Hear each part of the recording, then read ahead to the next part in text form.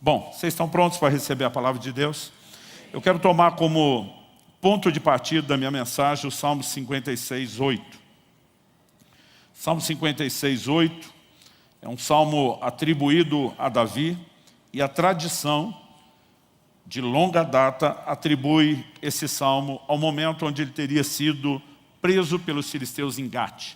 Nós não temos o registro desse detalhe, desse episódio na vida de Davi. Isso é uma menção, né, considerada histórica, atribuída à tradição, mas nós sabemos que Davi, enquanto fugia de Saul, esteve em Gate, onde ele se fez de louco diante do rei, justamente para não ser morto, e nós não sabemos os detalhes em que isso aconteceu. Mas todo o salmo fala de um momento de aflição. E com isso em mente, eu quero que a gente leia o verso 8.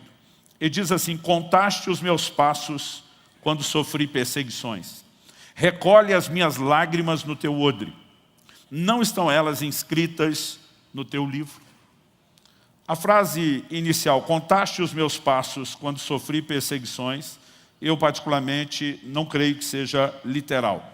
Eu tenho no meu relógio, como muitos de vocês, um contador de passos. E costumo normalmente avaliar, né, ao longo do dia se eu dei o mínimo de passos, o básico do movimento que o seu corpo necessita para manter saúde. Agora, eu preciso de um contador, porque eu não tenho tempo, eu não tenho paciência, nenhum de nós, para ficar contando passos. A pergunta é, Deus precisa contar passos? Até porque Ele não apenas é o Deus onisciente, que conhece tudo, mas Ele é o Deus presciente, conhece tudo antes de que as coisas aconteçam. A Bíblia diz que Ele sabe quantos fios de cabelo tem na sua cabeça. Ele sabe quantos passos você vai dar a vida inteira e Ele não precisa ficar contando. Particularmente, eu não acredito que a declaração é literal. Mas se ela é simbólica, o que significa? Davi está numa trajetória de fuga, peregrinando de lugar para lugar, numa fuga constante de Saul. Né? Ele está longe de casa, longe dos familiares, longe, né, da pátria, de tudo que ele ama, e não pode permanecer num lugar só, porque Saul está determinado a matá-lo, porque o vê como uma ameaça ao trono. Então, enquanto Davi segue peregrinando, e se você ler o salmo todo, você vai entender que é exatamente disso que ele está falando. No verso 1 e 2 ele diz assim: tem misericórdia de mim, ó Deus, porque os homens querem me destruir. Todo dia eles me oprimem, lutam contra mim. Os meus inimigos sempre querem me destruir. São muitos os que atrevidamente me combatem. Então, ele está falando a respeito desse período de aflição, onde ele não fica em nenhum lugar. E contaste os meus passos, o Senhor sabe há quanto tempo eu estou fugindo, por onde eu tenho andado, o Senhor sabe tudo o que eu tenho passado. Né? É uma forma de expressar que Deus, de fato, não está alheio a tudo que Ele está passando. E na sequência, Ele diz: recolhe as minhas lágrimas no teu odre, não estão elas inscritas no teu livro? As lágrimas falam de sofrimento e de aflição. E a Bíblia está falando que nada fica percebido, né, aos olhos de Deus. Agora, isso não significa que Deus necessariamente tem um livro literal de registro de lágrimas, e nem tampouco um odre literal onde elas sejam recolhidas. Né? Essa é uma afirmação da Bíblia que, se você tentar tomá-la como literal, ela está isolada. Não há nada que sustente isso. O que você tem, ao longo de toda a Escritura, é muito mais a sustentação da figura do que necessariamente uma aplicação literal. Eu lembro que desde a adolescência, quando eu tinha momentos com Deus, de oração, derramando meu coração diante do Senhor, né, eu me lembro várias vezes levantar no chão e o chão está literalmente molhado, regado de lágrimas. Eu nunca vi um anjo vir recolher essas lágrimas de forma literal. Nunca conheci um crente, nem pessoalmente, nem com testemunho ao longo da história, que possa sugerir a mesma coisa. Né? Nós não vemos um cumprimento literal disso. Então, seguindo a lógica de todo o texto, a conclusão que eu tenho há mais de 30 anos observando esse texto sempre foi de que isso seria simbólico. Mas o desafio era: qual o simbolismo? Qual o significado disso? E honestamente, eu revirei todo tipo, né, de material de estudo, de comentários bíblicos, todos os materiais dos pesquisadores, gente que estuda a cultura, né, a geografia, todos os detalhes para tentar traduzir isso para a gente, e nunca consegui encontrar. Não era uma explicação satisfatória, não tinha explicação nenhuma, ninguém fala nada a respeito do assunto. Mas um dia, conversando com um amigo desse dilema, dizer: eu quero entender isso, ele falou: eu ouvi um pastor norte-americano pregar em cima desse texto. eu não sei nem quem era, acho que nem na época ouvi o nome, se ouvi não me lembro para poder dar o crédito, mas ele, resumindo a mensagem do homem, disse que ele pegava esse texto, e foi uma das melhores explicações que eu tive acesso na vida, porque basicamente foi a única, né? Mas ela fez muito sentido. E ele diz, olha, ele trabalhou o elemento cultural. O que é o odre? Quando a gente fala disso hoje, tem que explicar. Na época todo mundo sabia. O odre era um cantil, uma bolsa feita com couro do animal, né? Onde eles colocavam o líquido dentro e amarravam a boca. Por que normalmente a Bíblia associa o odre ao vinho? Jesus diz que você não põe vinho novo em odres velhos. Em toda a Bíblia você vai achar uma única menção de um odre contendo água.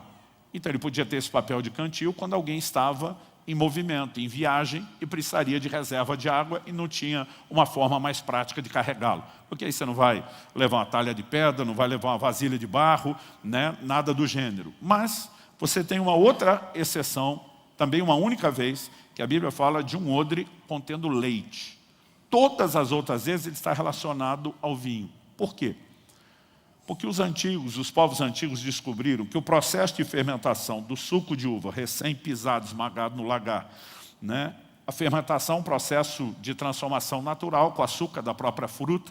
Eles descobriram que quando você isola o suco da uva num ambiente como o odre, lacrado, e você limita a exposição dele a uma quantidade igualmente limitada de oxigênio, você tem controle sobre a fermentação. Então eles botavam o suco da uva na bolsa, lacravam. Começava o processo de fermentação, a bolsa ia pegar pressão, por isso que Jesus falou que se o odre for velho, se o couro fosse ressecado, não suportaria a pressão, né? Então, por essa razão, ele passou a ser usado basicamente como um instrumento de fermentação, ou traduzindo, de transformação do suco em vinho. E esse pastor dizia, com isso em mente, ele falou, acredito que as pessoas entenderiam melhor, Davi, o que é o suco da uva que vai para o odre, o lugar de transformação, e o que é o vinho que sai depois.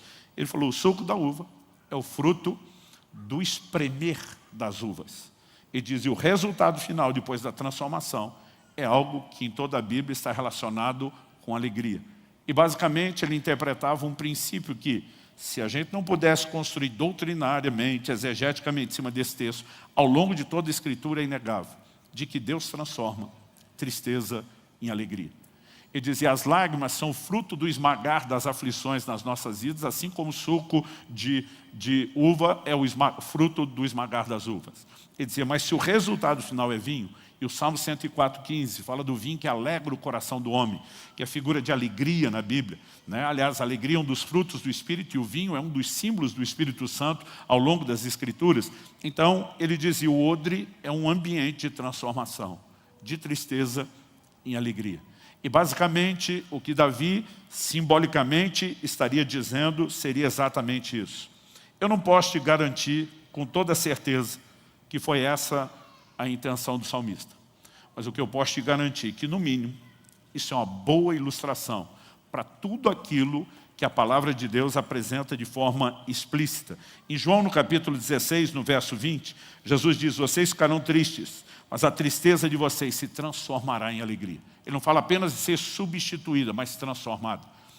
Em Jeremias, no capítulo 31, no verso 13, né, a Bíblia diz, então a virgem se alegrará na dança, juntamente com os jovens e os velhos. Transformarei seu pranto em júbilo. De novo, não é substituirei, transformarei. E os consolarei. E lhes darei alegria em vez de tristeza. Ao longo das Escrituras, nós temos afirmações específicas, detalhadas, de Deus transformando tristeza em alegria. Agora, uma coisa é saber que Ele faz. A outra é entender como Ele faz.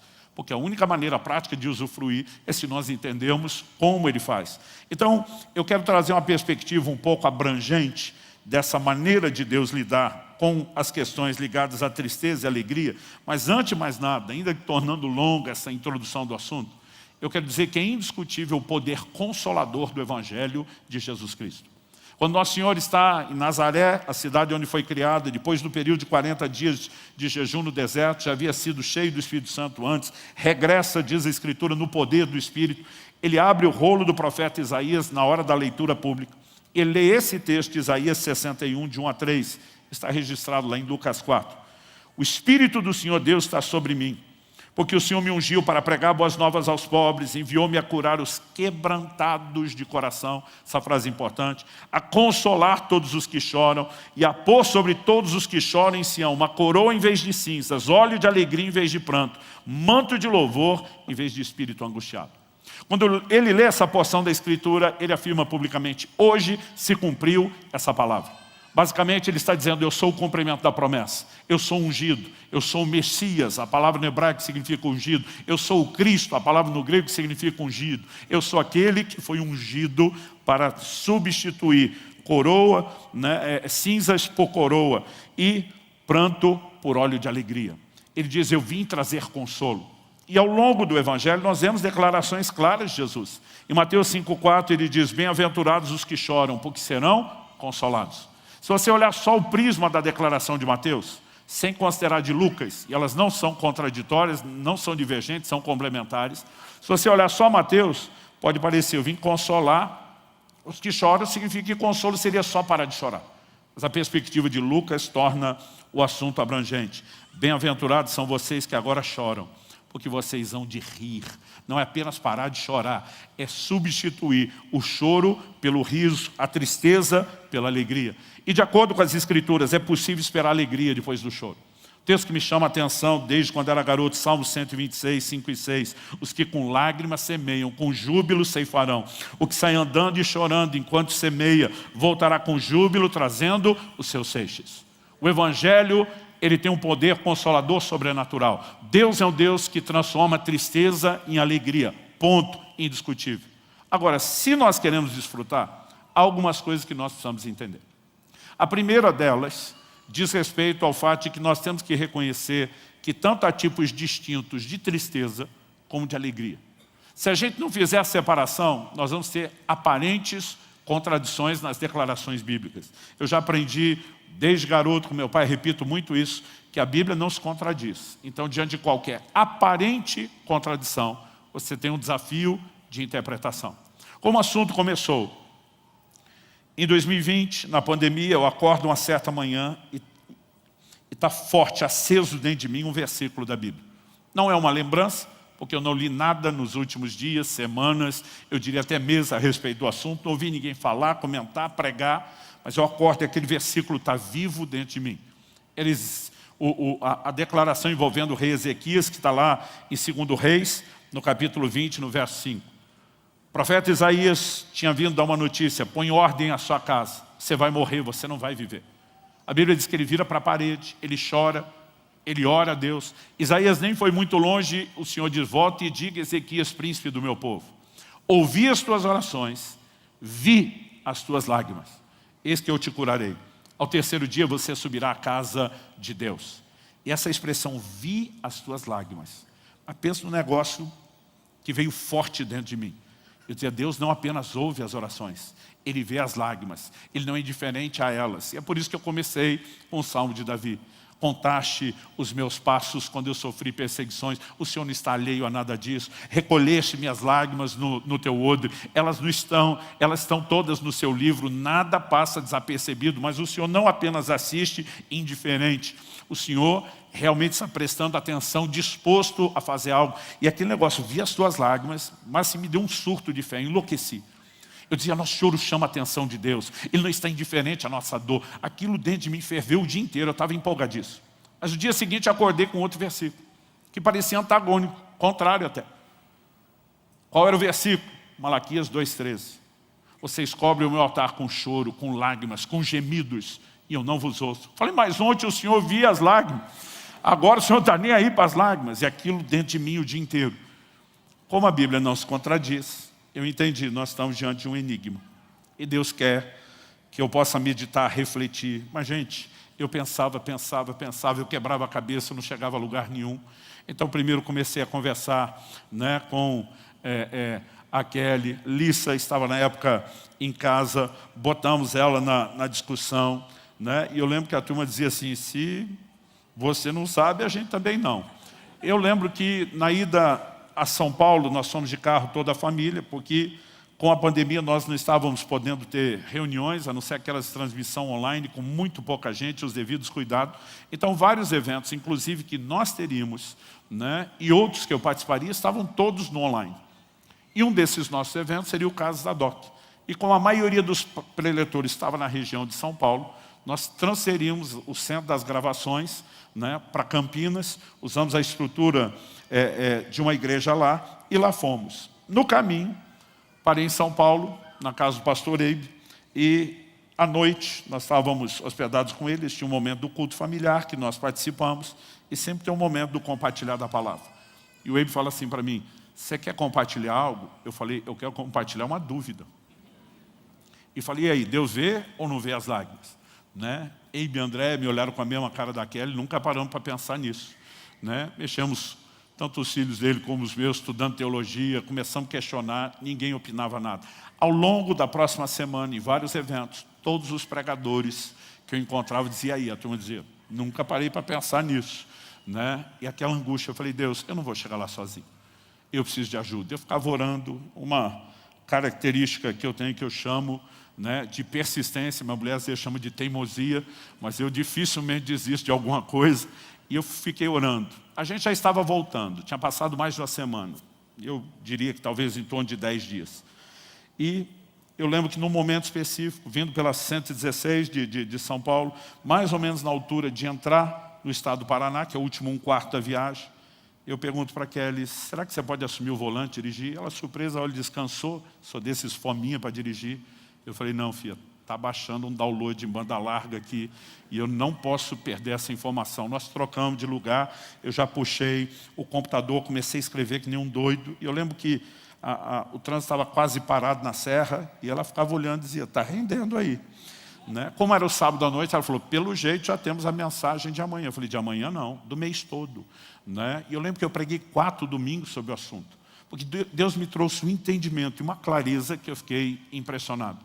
Ele não apenas me dirigiu a pregar aqueles 4 domingos, ele me dirigiu a escrever a respeito do assunto, porque de repente, né, a perspectiva foi abrindo. E o Senhor falou comigo, se você não entender que há tipos de choro, de tristeza, e tipos distintos de alegria, você não vai a lugar nenhum. Porque muitas vezes uma declaração pode envolver um tipo de choro e a outra. Uma declaração pode envolver um tipo de alegria e a outra. Exemplo de tipos de alegria. Paulo escreve aos Coríntios e diz, a tristeza do mundo produz morte, mas a tristeza, segundo Deus, produz arrependimento. Não dá para dizer que é tudo igual. Uma produz um efeito e um resultado e a outra outro completamente diferente. Em João 15:11, Jesus diz, para que a minha alegria esteja em vós e a vossa alegria seja completa. Ele está dizendo, a minha é uma, a de vocês é outra. A de vocês, se é a minha, nunca vai ser completa. Eu vou falar sobre isso depois, mas ele faz a distinção de alegria natural e espiritual. Por que é importante entender isso? Porque Deus falou comigo, qual o tipo de lágrima eu prestei atenção, qual o tipo de lágrima eu ignorei. E quando você vai para o texto de Malaquias, que o Senhor diz, vocês choram e eu não estou ouvindo vocês, do que é que Deus está falando? Quando ele declara que não vai ouvir, na sequência, o versículo seguinte, o 14 de Malaquias 2, o Senhor diz, vocês perguntam por quê? Mas lógico, Deus diz, invoca-me que te responderei, agora está dizendo, não vou te atender, não vou ouvir, não vou ver as suas lágrimas. O Senhor diz, vocês perguntam por quê? Ele mesmo responde, porque o Senhor foi testemunha da aliança entre ti e a mulher da tua mocidade, com a qual tu foste desleal. Ele está dizendo, você é infiel, quebra a aliança do casamento, me desonra, quebra a sua aliança comigo, está em pecado. E acho que chorou por um problema, eu simplesmente venho correndo te atender. Deus está dizendo, é ruim que eu vou te socorrer nessa hora e nessa condição. O tipo de choro é completamente diferente. Né? O choro que Deus ignora, ele tem muito mais a ver com lágrimas derramadas por uma circunstância e não pelo pecado. É o que a gente chama do choro de remorso e não de arrependimento. Um exemplo disso, Esaú. Gênesis 27:38 diz que depois que Esaú toma conhecimento que o pai havia abençoado Jacó e não ele, a Bíblia diz, levantando Esaú a voz, chorou. A releitura feita desse episódio no Novo Testamento, em Hebreus 12:17, falando de Esaú, pois sabeis também que posteriormente, querendo herdar a bênção, foi rejeitado, pois não achou lugar de arrependimento, embora com lágrimas o tivesse buscado. Chorou, mas a Bíblia diz, não tinha lugar de arrependimento. As pessoas estão lamentando a perda da consequência do que fizeram, mas não a essência da quebra de princípio e nem da desconexão com Deus. É só você olhar a forma como Davi e Saul reagem. Ambos pecaram, ambos foram confrontados por profetas. Quando Samuel vai a Saul dizendo, o Senhor vai tirar de você o reino, vai sair, ele agarra o Samuel pela capa, a ponto de rasgá-la e diz, fica comigo. Me honra diante do povo. Ele não estava nem aí com Deus. Não sinalizou nenhum pesar pelo que fez a Deus, mas falou, você vai ficar do meu lado, vai manter a média, porque eu não quero ninguém me olhando diferente. Então, naquele momento, a única preocupação é, o que é que eu vou perder aqui nas circunstâncias? Quando Davi pecou, o salmo de arrependimento dele, no 51, não retires de mim o teu espírito, e nem tampouco a alegria da tua salvação. Em outras palavras, está dizendo, se tiver que perder o reino, eu perco qualquer outra coisa, eu não posso perder o Senhor. Dá para perceber a essência da diferença. Então, nós conseguimos olhar ao longo da Escritura. Pedro nega Jesus 3 vezes, chora amargamente. Mas a Bíblia diz que Judas, depois de trair Jesus, tomar de remorso, vai se enfocar. Há uma diferença entre uma coisa e outra. Então, o mesmo Deus que transforma a tristeza em alegria, ele vai fazer afirmações na Bíblia que podem soar contraditórias. Uma delas, por exemplo, está lá no livro de Tiago. Aliás, muitos anos atrás aqui, eu preguei uma mensagem que é transformando a alegria em tristeza. A turma falou, pastor, agora está do contrário? Eu falei, não.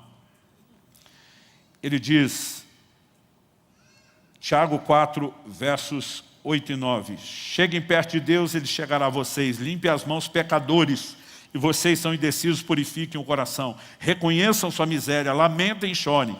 Que o riso de vocês se transforme em pranto e que a alegria de vocês se transforme em tristeza. Verso 10. Humilhem-se diante do Senhor e Ele os exaltará. Quando nós estamos falando de pecado, não há como Deus simplesmente olhar para alguém que está sofrendo as consequências do pecado e dizer, não, mas não tem problema, vou te dar alegria. Deus diz, só tem um remédio.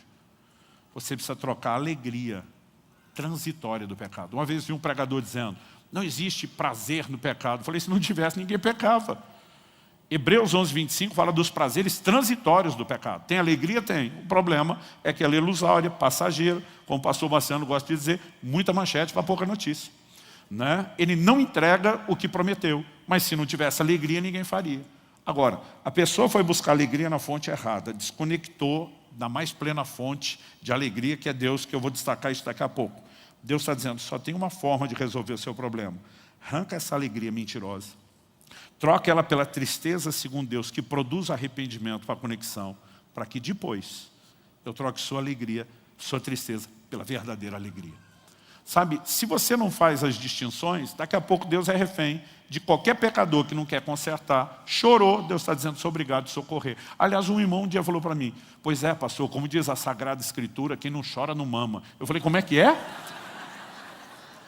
Ele me olhou assim com a cara de, não está na Bíblia não? Eu falei, claro que não. Ele falou, mas bem que podia estar. E até hoje eu não sei se era ignorância, ou palhaçada, ou misto das duas coisas, mas alguns parecem acreditar que, feito criança mimada, se eles chorarem, fizer birra, Deus tem que vir correndo. E às vezes nós somos, inclusive, encorajados a fazer do choro um estado permanente. E a gente até canta, vai chorando, geme, chora, Eu quero te apresentar um entendimento de que o choro, à semelhança de quando a gente fala de saúde, vai falar do estresse, deveria ser uma situação e não uma condição. É inevitável que ao longo da vida nós temos períodos cíclicos, nós temos altos e baixos, e haverá, naturalmente falando, não só alegria, como também tristezas. Às vezes você pode viver um momento, às vezes você pode viver outro, às vezes você pode viver a alternância dos dois muito perto. Quando Jesus fala de alegrias naturais, nós precisamos entender que há circunstâncias que vão produzir alegria no nosso coração. Mas há circunstâncias também que vão produzir tristeza. Agora, daqui a pouco nós vamos abordar a ideia de que não devemos alimentar o nosso humor, emoções com as circunstâncias. Mas se a gente não fizer primeiro essa distinção, não vai fazer muito sentido aquilo que a gente precisa compreender na sequência. Só que antes de falar dos tipos de alegria, para a gente entender a verdadeira alegria, eu quero destacar um pouquinho aqui o que eu quero chamar da importância de compreender o processo. Porque Deus tem formas e maneiras de trabalhar. Então, vamos voltar um tempo atrás para eu poder compartilhar algo interessante aqui com vocês. Começamos a igreja em julho de 2005.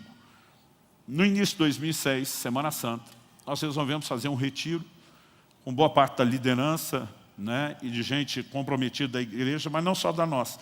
De outras das alcances já tínhamos, de igrejas vinculadas, porque eram todas igrejas novas começando. A gente tinha nem quórum para fazer um acampamento, um retiro junto, então, sozinho nós nos unimos. Um dos preletores desse acampamento era o meu amigo pastor Marcelo Jamal. Eu amo a forma como o Jamal prega e normalmente ele tem uma linha de raciocínio que ele não sai dela de jeito nenhum. Ele estava no meio de uma exposição, ele para e fala assim, gente, vou cometer um deslize profético aqui. Ele já está dizendo, vou sair do assunto, mas já volto. E quando ele se chamou de profético, eu entendi, estou sentindo de Deus falar isso. E ele, do nada, não tinha nada a ver com o assunto, ele chama o Salmo 35, porque a sua ira dura só um momento, mas o seu favor dura a vida inteira. O choro pode durar uma noite, mas a alegria vem pela manhã. E quando ele fala isso, dá para perceber que Deus está mexendo conosco de uma forma diferente. Mas ele olha e pergunta, gente, essa declaração é literal? O choro dura uma noite, a alegria vem pela manhã. Ele falou, se fosse literal, nossos problemas se resolveriam em no máximo 24 horas, se tivesse começado logo de manhã, senão durariam bem menos. Todo nascer do sol, o jogo estava zerado, começava tudo de novo, né? E a gente não teria motivo de chorar por nada há muito tempo. Mas ele falou, a própria Bíblia fala de pessoas que choraram muitos dias. Então não estava funcionando para elas, não estava funcionando para nós. Ele falou, isso é literal? Ele falou, eu não creio. Olhando toda a Escritura, ele disse, se não é literal e é simbólico, qual a simbologia? Porque é a Bíblia que explica a Bíblia. Você não pode inventar a simbologia que você quer. Então ele falou assim, o que prevalece na noite são as trevas. O que prevalece no dia, a luz. E diz, trevas na Bíblia fala de ignorância. Luz fala de revelação. Quando ele fala isso, na hora eu lembro de duas declarações de Paulo na mesma epístola aos Efésios. No capítulo 4, ele fala de pessoas que estão entenebrecidas no entendimento, separadas da vida de Deus pela ignorância que há neles. Ignorância associada a trevas no entendimento. Mas no capítulo 1, ele está orando por espírito de revelação e ele diz, para que sejam iluminados os olhos do vosso coração. Então na Bíblia, trevas e ignorância, luz e revelação. Ele diz, o choro prevalece onde a ignorância da palavra.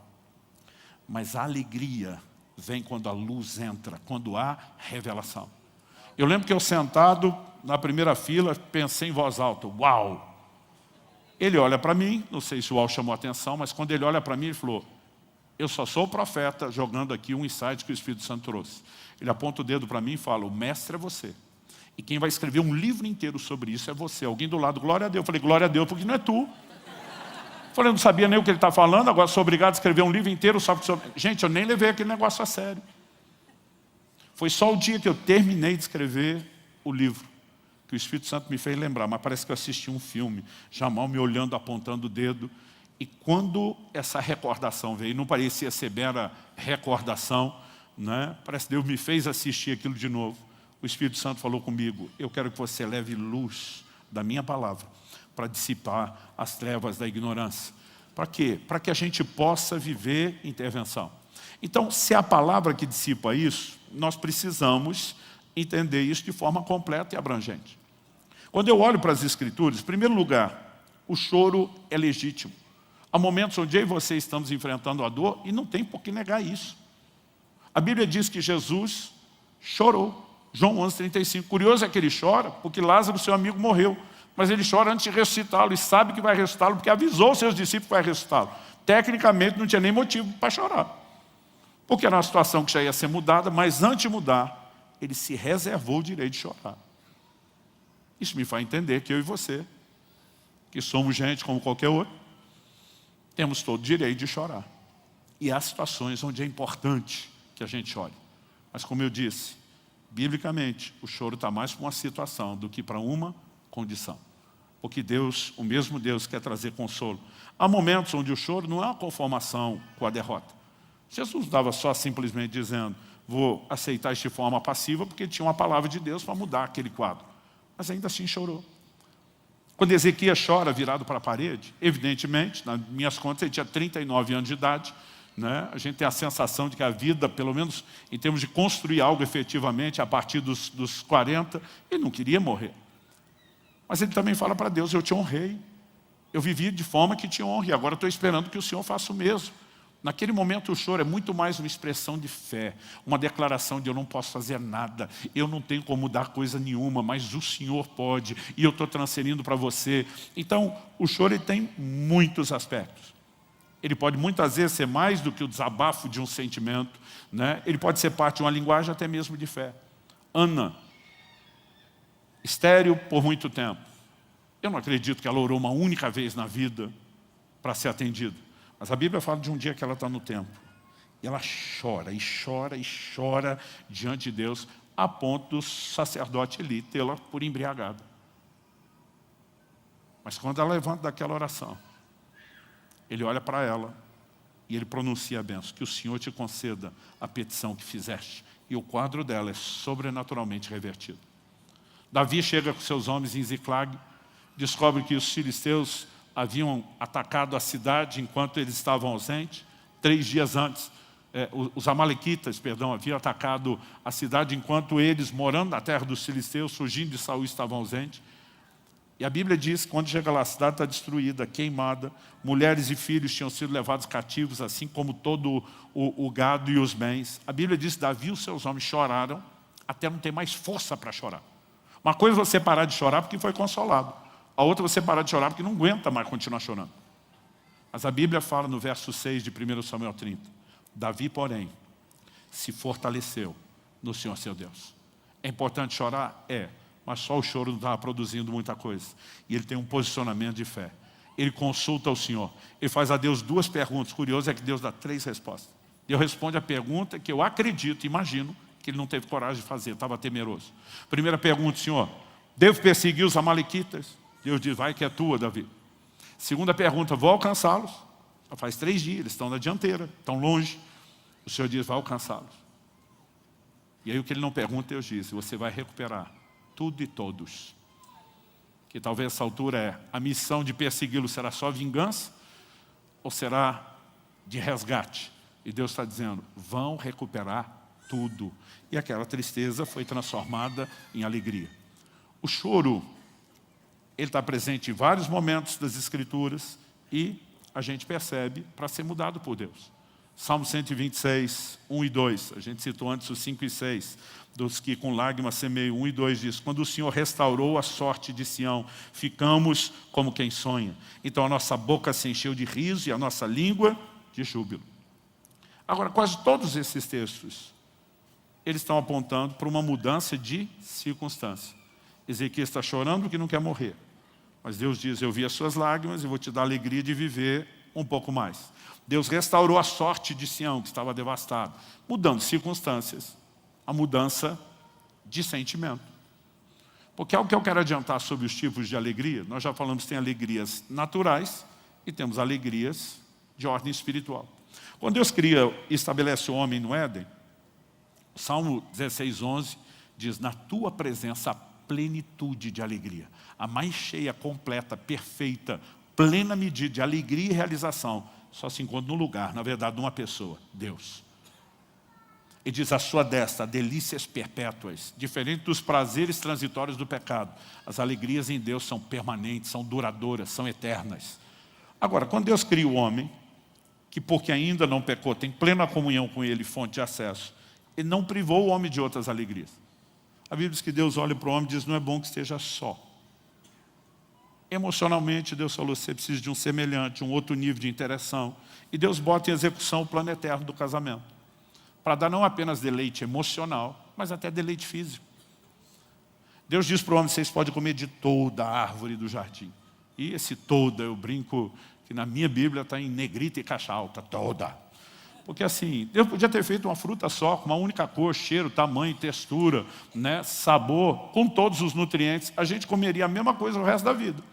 Ia ser um tédio, mas a nutrição estaria garantida. Mas não foi isso que Deus deu. Ele nos deu paladar.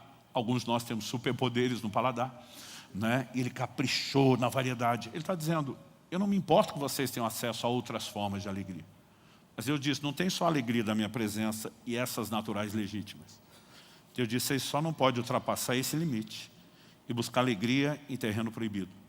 Porque essa falsa alegria do pecado vai roubar vocês tanto da alegria natural como da espiritual, porque nem a natural é duradoura e vai desligar vocês da fonte. Ele deixou claras advertências. E se eu e você não entendemos a dinâmica, nós podemos bagunçar as coisas. Por quê? Se eu e você achamos que tristeza ou alegria é só circunstancial, então Deus só tem uma maneira de transformar tristeza em alegria. Qual? Mudando a circunstância. E sempre em nosso favor. Exemplo de alegrias naturais, além das que eu já dei. 4 anos atrás, na pandemia, um mês depois de eu ter pregado toda essa série de mensagens, na verdade, no início do mês, na sequência, Kelly e eu tivemos uma das maiores alegrias naturais da vida. Entramos para a adolescência. Eila Maria, nossa primeira neta, nasceu. E a gente não sabe se a gente classifica a gente de bobão ou babão, né? Porque é uma mistura dos dois. É uma delícia isso. Mas não é uma alegria espiritual, gente. Qualquer avô, e os netos são a sobremesa da vida, não é? Temos avós no recinto. Gente, talvez já nessa semana que vem está chegando meu 3º neto, né? É uma delícia, é bom demais. Mas mais ou menos uns 15 dias, não deve ter passado muito depois disso, meu sogro faleceu. E nós tivemos dor e tristeza dentro de casa. Sabe o que é curioso? Que a tristeza da perda do meu sogro, né? A Kelly olhando para o pai, não roubava a alegria do nascimento da neta, mas a alegria do nascimento da neta não acabava com a dor. Porque eram circunstâncias diferentes. E cada um gerava um tipo de sentimento. E nós tivemos que lidar com os dois quase que ao mesmo tempo, de forma simultânea. Se Deus transformasse tristeza em alegria só mudando circunstância, a gente não teria nenhum familiar próximo morrendo e permanecendo morto. E o luto muitas vezes vai durar tempo.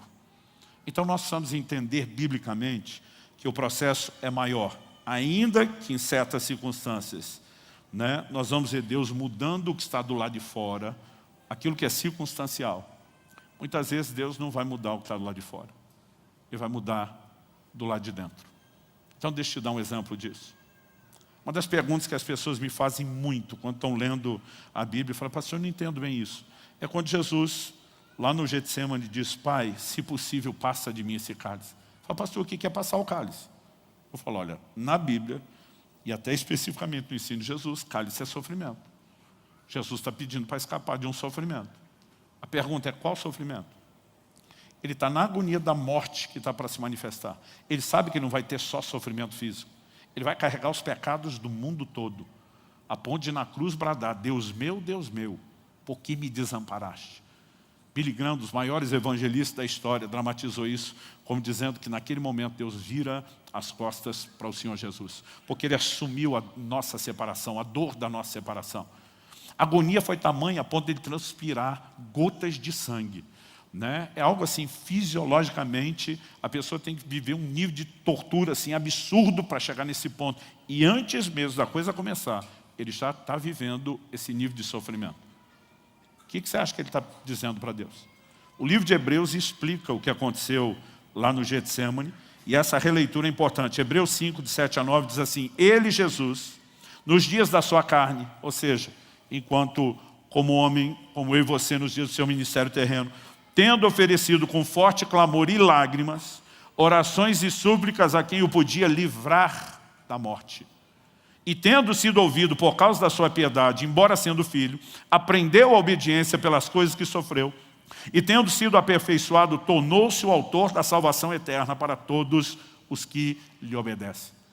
Tendo oferecido com forte clamor, lágrimas, esse é o momento que a Bíblia descreve Jesus chorando. Mas a pergunta é, Deus mudou a circunstância? Jesus escapou da cruz? Não. Porque o próprio Jesus lá diz, mas seja feita não a minha, mas a sua vontade. E o texto diz que ele foi aperfeiçoado enquanto homem. A Bíblia diz que ele aprendeu a obediência pelas coisas que sofreu, no processo que passou.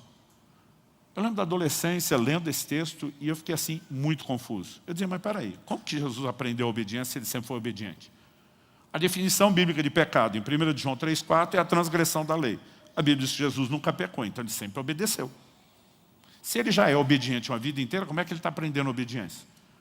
Eu fui conversar com meu pai, não tem nada errado nessa tradução. Eu não estava duvidando da Bíblia, mas estava duvidando da tradução. Meu pai riu e falou, não filho, não tem nada de errado. Eu falei, mas como que ele aprendeu obediência? Ele já era obediente. Meu pai deu uma resposta que eu não entendi, foi nada, eu achei ele vazio. Falou, filho, não está falando de aprender os primeiros passos da obediência. Está falando de aprender os últimos. Eu fiz cara que entendi, saí, fiquei anos insatisfeito com aquilo. Meu pai já estava com o Senhor. E um dia eu estou lendo Filipenses capítulo 2, falando de Jesus. Ele, subsistindo na forma de Deus, não teve o ser igual a Deus, algo ao qual deveria se aferrar, se prender. Mas esvaziou-se de si mesmo, assumiu a forma de homem, e como homem, foi obediente até a morte. E de repente aquele até abre os meus olhos. Falei, peraí, até a morte. Esse é o último nível da obediência. Jesus não tinha praticado isso ainda. Tinha praticado todos os outros, mas a hora de morrer chegou agora. Ele vai viver um profundo nível de sacrifício. E a Bíblia está dizendo que enquanto homem, para se render à vontade de Deus, ele está sendo aperfeiçoado. E há momentos que mesmo chorando, e a Bíblia diz que ele foi ouvido pela sua piedade, mas se foi ouvido porque não escapou da cruz, ele não está orando pela cruz, ele está orando pelo sentimento de enfrentar a cruz. Deus diz, eu vou deixar você passar pela cruz, mas eu vou te dar capacidade de enfrentar isso. E sabe, há momentos onde nós vamos perceber que Deus não está mudando as circunstâncias, Ele está nos mudando em meio às circunstâncias. Então pode ser que Deus vai transformar tristeza em alegria mudando circunstâncias. Muitas vezes Ele fez isso na Bíblia, Ele faz ao longo da história, Ele tem feito na minha e na sua vida e vai continuar fazendo, porque Ele é o mesmo e não mudou. Ele ainda é um Deus de milagres, de mudança e intervenções. O que nós não podemos achar que é só isso. Porque há momentos que Ele vai nos mudar em meio às circunstâncias. E há circunstâncias onde nós podemos viver tudo. Porque, apesar de não ter mudado as circunstâncias para nos mudar em meio dela, muitas vezes depois de nos ter mudado a circunstância, há momentos onde nós o veremos mudando também as circunstâncias depois. Eu já experimentei isso também. Agora, o que nós precisamos entender é que se a tristeza transformada em alegria não é apenas mudança de circunstâncias e pode ser uma mudança interior, a pergunta é como isso se processa. Porque quando a gente fala das circunstâncias, não é difícil entender. Eu citei no início João 16, 20, quando Jesus diz, a tristeza de vocês se transformará em alegria. Se olhar o contexto, Jesus está anunciando sua morte. E ele diz assim, em verdade digo que vocês vão chorar e se lamentar e o mundo vai se alegrar. Ele diz, enquanto vocês estão sofrendo minha perda, o mundo está nem aí para mim, me odiando, vai fazer festa. Ele diz, mas a vossa tristeza se transformará em alegria, porque ele diz, eu vou surpreender. E quem estava alegre com a minha morte vai ficar assustado e triste. E vocês estavam tristes, vão ficar felizes. Essa mudança era circunstancial. Jesus estava anunciando sua ressurreição. Mas é só isso? Não. Cântico profético de Abacuque. Abacuque, capítulo 3, de 17 a 19. Ainda que a figueira não floresça, que não haja fruto na vide, que o produto da oliveira falhe, que os campos não produzam mantimento, que o rebanho seja exterminado da malhada e no curral não haja gado. Não é porque tudo dependia da agropecuária. Ele está basicamente dizendo, ainda que a casa caia, que o circo pegue fogo, que tudo vá para o beleléu. E diz, todavia, eu me alegrarei no Senhor, exultarei no Deus da minha salvação, porque Ele faz os meus pés como os da costa e me faz andar nos meus lugares altos. Todo cristão precisa entender que para viver alegria nós não dependemos apenas de circunstâncias favoráveis. Nós temos acesso à mais plena, poderosa fonte de alegria, que não é de origem circunstancial. E ela emana do próprio Deus. Quando olho para as Escrituras, evidente, esse é o meu terceiro e último aspecto, eu e você precisamos entender a fonte da verdadeira alegria. Quando Jesus diz, para que a minha alegria esteja em vós e a alegria de vocês seja completa, ele deixou claro, tem a de vocês, tem a minha. A de vocês sem a minha nunca será completa. A pessoa pode ter todas as alegrias circunstanciais, ela nunca estará satisfeita e realizada. E não tem uma pessoa nessa terra, por melhor que seja a sua vida, que estará preenchida sem Deus. Mas a questão é, Deus apenas preenche a alegria natural? Não. Ele preenche o espaço até quando essa das circunstâncias está faltando. O apóstolo Paulo diz em Filipenses capítulo 4, eu vou ler do 11 ao 13. Digo isso, não porque esteja necessitado, porque aprendi a viver contente. Você pode repetir essa frase? Diga, aprendi a viver contente. Agora com mais empolgação. Em toda e qualquer situação. Paulo está dizendo, eu não dependo de situações favoráveis para estar contente. Agora isso não é automático, não é espontâneo. Ele falou, aprendi. Ele está dizendo, descobri um segredo.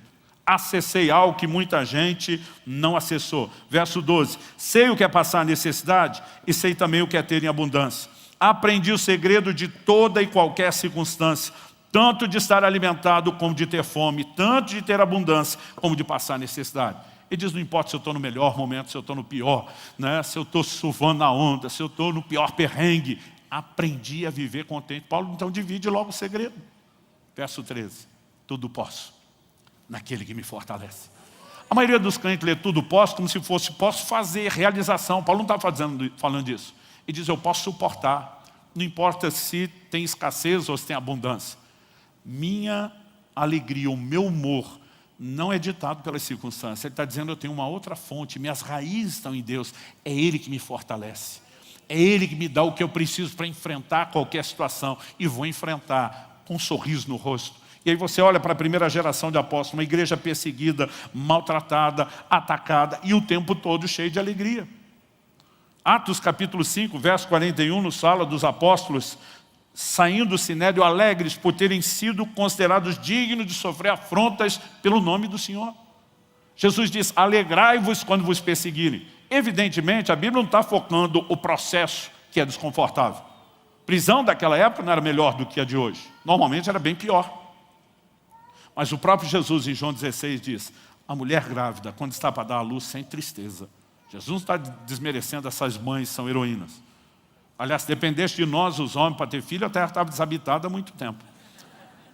Eu acho de uma grandeza e de uma coragem impressionante, né? Essa reta ao final do parto da minha nora, eu estou orando mais por ela do que pelo bebê que está chegando. Porque eu fico pensando, se fosse eu estaria que nem Jesus no Getsemane, dizendo, passa de mim esse cálice.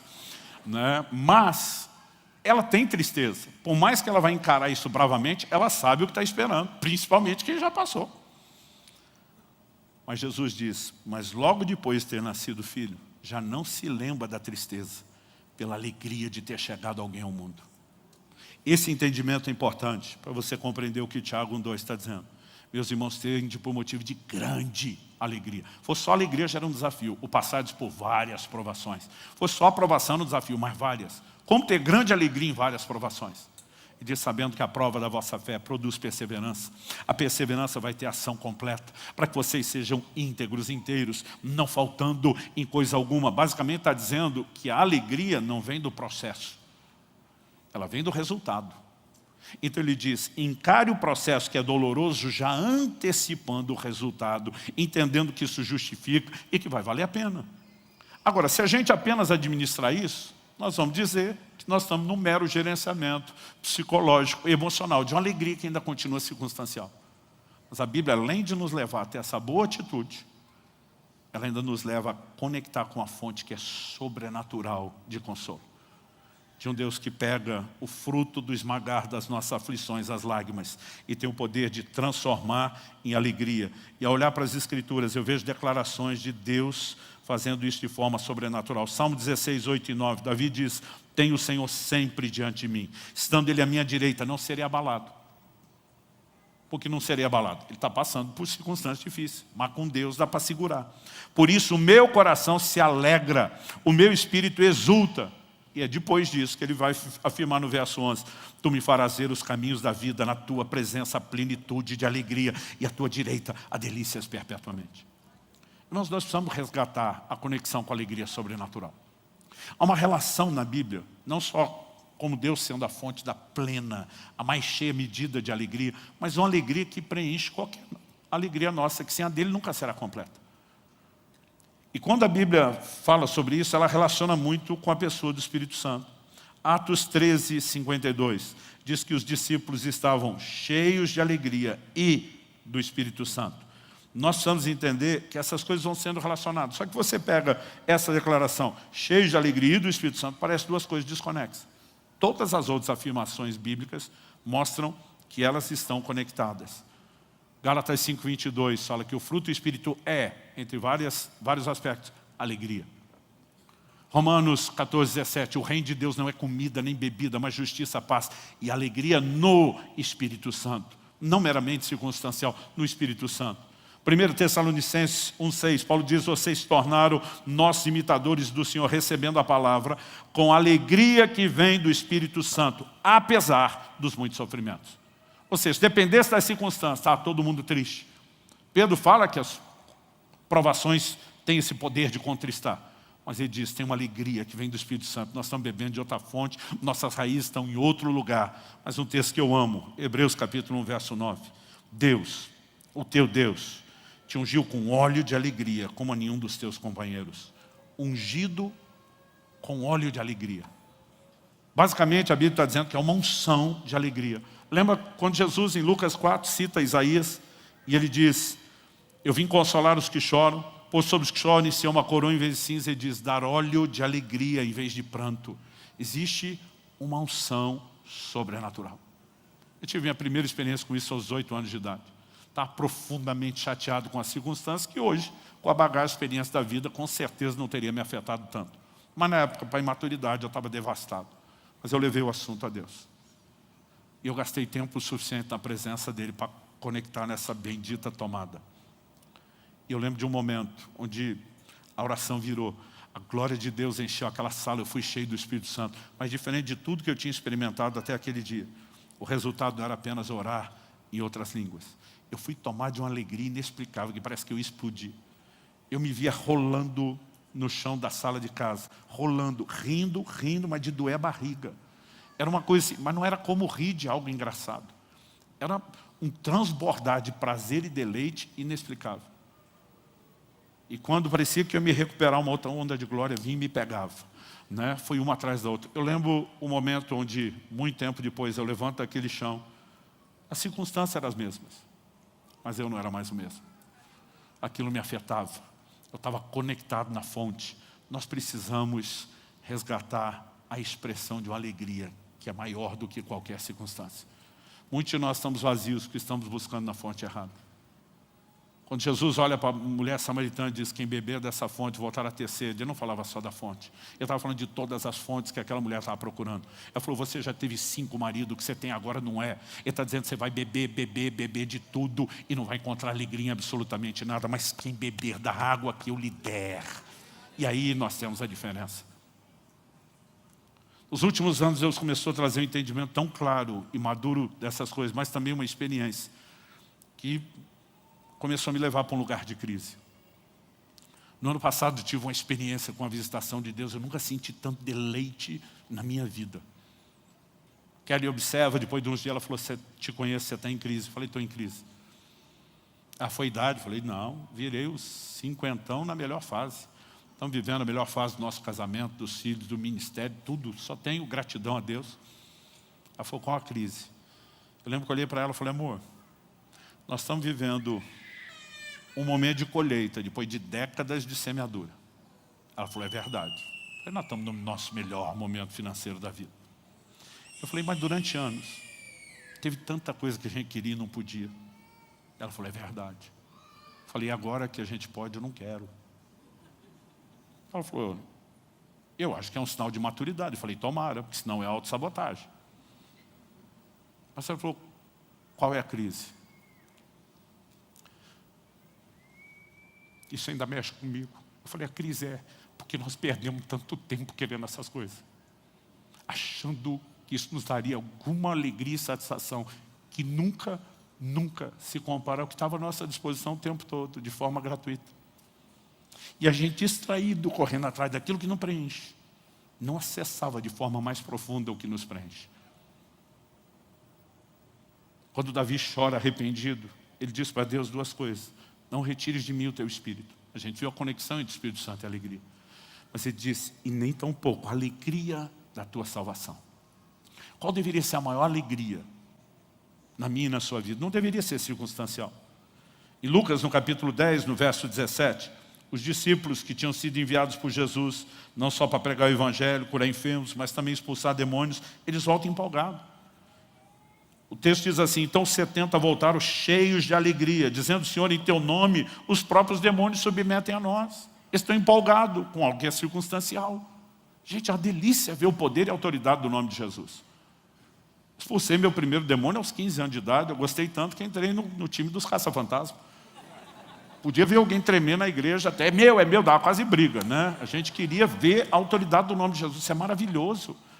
Não só a realidade do mundo espiritual. Uma cena que eu tenho forte assim na minha memória. Nos primeiros anos do pastorado em Guarapuava, um líder de uma célula me liga e fala assim: pastor, podemos antecipar e agendar a sua supervisão? Eu falei: supervisão de célula é surpresa, filho, senão não seria supervisão. Ele falou: mas eu preciso do senhor essa semana.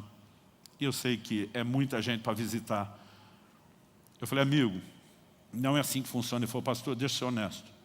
Nós chamamos um cara metido com a magia, o reino das trevas, que o senhor não tem noção. E ele aceitou vir na célula. Ele falou: vai dar ruim. Não tem chance desse cara do jeito que está. A hora que bater com a presença de Deus ali, não dá conflito. Ele falou: eu não estou preparado para isso. Ele falou: nunca te pedi, eu preciso de você. Lá fui eu. Sentamos, a reunião vai começar. Primeiro acorde que a pessoa bate no violão e chama o nome de Jesus. A criatura endemoniou, mas de um jeito nem eu tinha visto. Pelo jeito ninguém, porque não sobrou um crente na sala além de mim. O homem era magrinho, franzino, mas ele cai para o chão e começa a serpentear, literalmente, com os braços e perna fechada. Eu não sei como ele arrastava no chão, parecia uma serpente. Não ficou um, ele veio na minha direção. Eu estou sentado numa cadeira de madeira, que ela é toda madeira maciça, daquelas coisas bem de antigamente que não se faz. Gente, a cadeira era pesada e difícil de movê-la sozinho. Agora, eu estava sentado em cima dela, e era o eu de antigamente, com quase 130 quilos.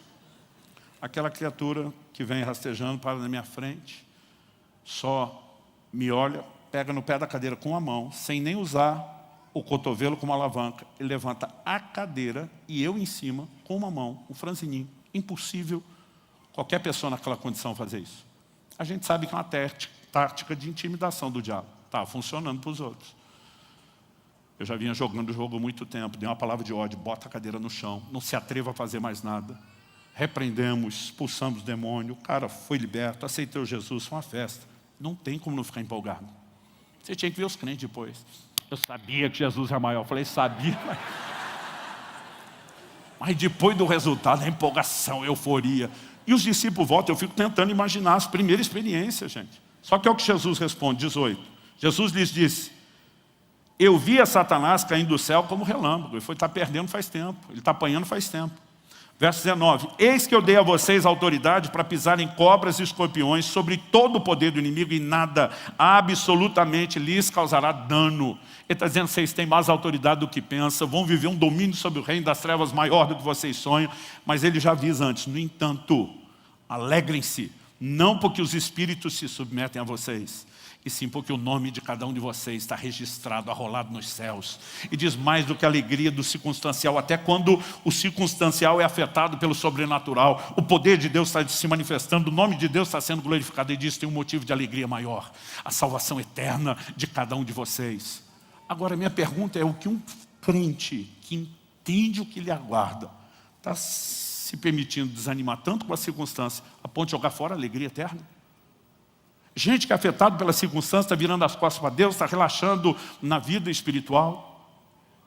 Meu querido, haverá um dia onde nós vamos viver a plenitude do que Deus tem. O livro do Apocalipse diz que Ele enxugará dos olhos toda lágrima, que lá não haverá mais morte, não haverá maldição, não haverá lembrança das coisas passadas, não tem perrengue que dure. Agora, mesmo antes de viver essa plenitude, há uma alegria incapaz de ser medida e mensurável, incapaz de ser explicada, mas que está à minha e à sua disposição. E nós precisamos entrar nesse lugar. Saber que Deus transforma a tristeza em alegria, sim, mas não é automático. Se você se entregar à dor do processo, não antecipar em fé a alegria do resultado, você não vai longe. Se você, como Paulo, não tirar os olhos da circunstância para conectar nele intencionalmente e dizer: é Ele que me fortalece. Quando Paulo e Silas estão na cidade de Filipos, para quem ele está escrevendo, e o povo para quem ele está escrevendo lembra do que eles passaram. Eles foram presos, açoitados, a Bíblia diz meia-noite, estão pendurados, mãos e pés amarrados no tronco, açoitados sem nenhum tratamento, as feridas, tudo lá exposto.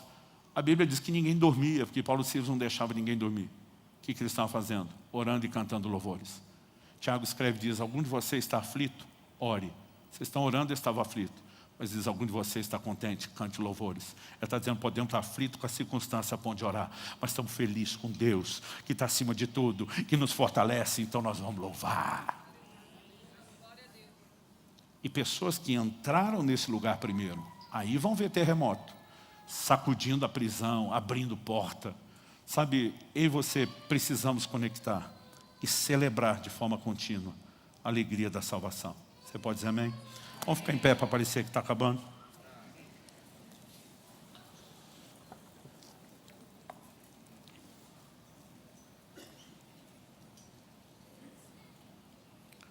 Até que chega o momento em que se cumpra Apocalipse 7:17, onde Deus enxugue dos olhos toda lágrima.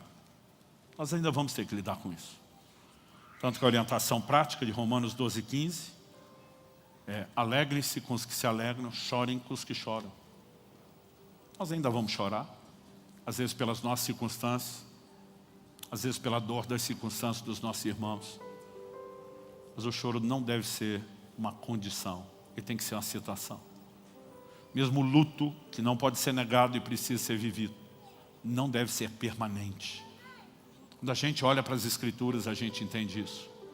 E sabe, a minha preocupação em trazer essa palavra hoje não é apenas aqueles que nesse momento estão talvez vivendo um momento de dor e de choro ou de tristeza. Porque mesmo você, que talvez circunstancialmente está no melhor momento, a vida é cíclica.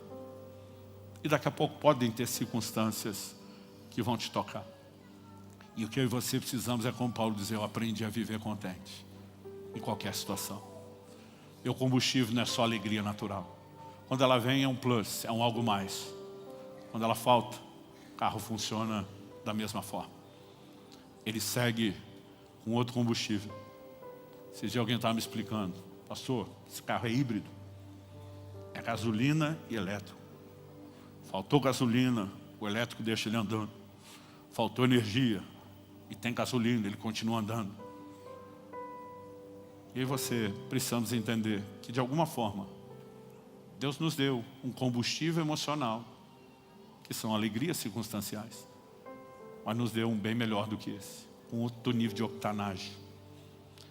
E a minha e a sua vida tem que ser movida por isso. Mas nós temos que viver conectado na fonte. Essa relação com Deus não pode ser de vir apenas um culto por semana e achar que tudo tem que acontecer num culto que a gente quer que termine o mais rápido possível. A conexão tem que ser diária, tem que ser contínua. Quando Paulo escreve, diz, orai sem cessar. Ele está dizendo, permaneça conectado o tempo todo. Não importa se você está no seu trabalho, se está na vida comum do lar. Você está consciente de Deus, você está conectado com Ele. Você pode permitir, não apenas Ele te sustentando, mas às vezes até evitando situações ruins, pela direção do Espírito Santo. Feche seus olhos por um instante. Pai, eu oro com os meus irmãos e irmãs. Eu creio que o Senhor quer nos dar mais do que informação, que oriente decisões e um estilo de vida que precisamos ter. Eu creio que o Senhor quer trazer mais do que o combustível emocional, daquele fôlego motivacional. Nós cremos no despertamento espiritual. E eu oro que o poder do Teu Espírito Santo, chamado nas Escrituras de o Consolador, se manifeste hoje nesse lugar, na vida daqueles que estão enfrentando circunstâncias, situações que têm trazido dor. Nós oramos, ó Deus, não apenas para que o choro cesse, porque sabemos que o consolo é mais do que isso. Nós oramos que o riso chegue. Nós oramos que as trevas de ignorância sejam dissipadas, não apenas pela orientação da Tua Palavra, mas também pela revelação e aplicação prática do Teu Espírito dentro de cada um. E nós oramos por um sopro de vida dos céus. Oramos que o Senhor reacenda essa chama da alegria do Espírito Santo, da alegria da salvação. Toca as nossas vidas. Nós clamamos em nome de Jesus. E porque cremos que o Senhor nos ouve, nós nos antecipamos em Te dar glória, honra e louvor, não só pelo que o Senhor fará agora, mas a partir de agora. Bendito seja o Teu nome. Nós oramos em nome de Jesus. Amém. Você recebe essa palavra em nome de Jesus?